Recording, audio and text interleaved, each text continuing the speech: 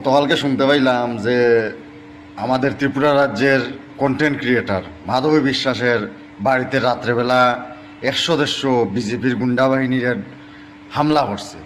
হামলা কইরা আমাদের মাধবী বিশ্বাস যে কন্টেন্ট ক্রিয়েটার মাধবী দিদি ওনার মাথা টাথা ফাটাইছে বা ওনার ছেলের উপরেও অ্যাটাক করছে ওরা।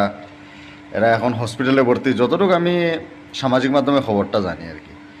কিন্তু আমি একটাই কথা হইতাম, এখন বিজেপি ত্রিপুরা আমার থাক যে দলীয় মানুষের লোকে ফারতাছে না, তো এখন গিয়া কন্টেন্ট ক্রিয়েটাররার উপরে অ্যাটাক করতেছে।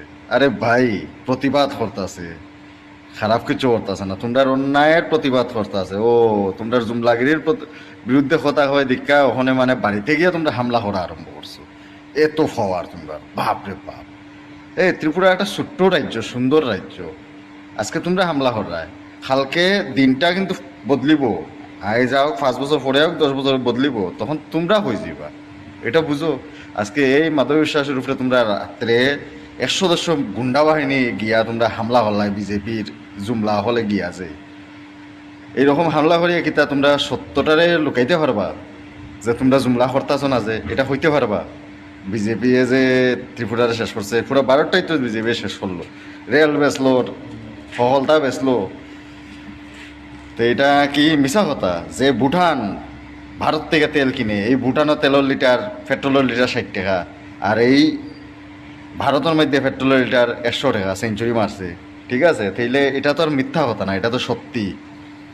ঠিক আছে, গৃহমন্ত্রী অমিত শাহ আসামে গিয়ে ভাষণ দেন, বিজেপিরে জিতাইলে তাই সবর করো একটা একটা গরু আর একটা একটা বইস দিব আর দুধের ডেইরি খুল্লা দিব গ্রামে গ্রামে। তে আমি একটা কথা কই, এরা কিসের মন্ত্রী আর কিসের এরা দেশের উন্নতি করবো? তারার মুখে তো একটা বার শুনলাম না যে তোমরা আমার জিতাও, ফুলাফানের এডুকেশন ফ্রি হইয়া দিমু, ফুলাফানের পড়াশোনার লেগা আরও ভালো ব্যবস্থা করমু, বা ফুলাফানে স্কুলত কম্পিউটার দেওয়াইব। এখন তো এআইয়ের জমানা, সবাই জানে এআইয়ের যুগ। এটা তো কোনো কথা নাই। বা তোমাদের প্রত্যেকটা এরিয়ার মধ্যে একটা স্কুল, ভালো স্কুল, পড়াশোনার একটা ভালো সুযোগ সুবিধা দেওয়াইব, ভালো হাসপাতাল, এটা নাই। জিতাও তোমরা গাই বইস দিয়া দিমু। হ্যাঁ রে, অন্ধভক্ত বানায় খালি তারা, আর কিতা জুমলা করতে। ঠিক আছে, তো এইটির প্রতিবাদ যারা করে তারা তোমরা অ্যাটাক করো, হামলা করো। আচ্ছা, কত করবাই?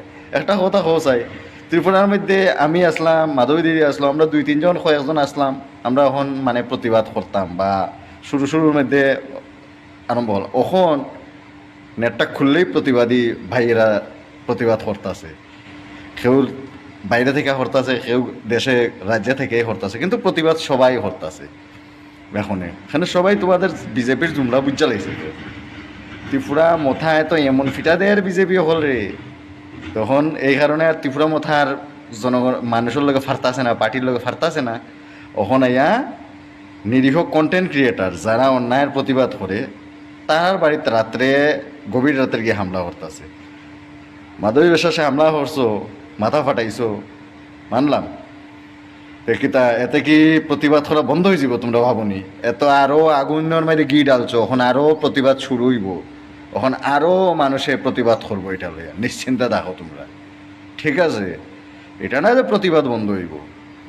ইংরেজ আমলে প্রতিবাদ হলে জেলো ডালতো, আর বিজেপি আমলে প্রতিবাদ হলে তারাও জেলো ডালে, আর নাইলে বাড়িতে হামলা করে। এটা একদম পুরা প্রমাণ করে দিল যে ভারত আবার বিজেপির আমলে গুলাম। আবার বিজেপির সরানি হইব কি ভারতবর্ষের মানুষের লাগে দ্বিতীয় স্বাধীনতা সংগ্রাম, আর দ্বিতীয় ভারত স্বাধীন হইব।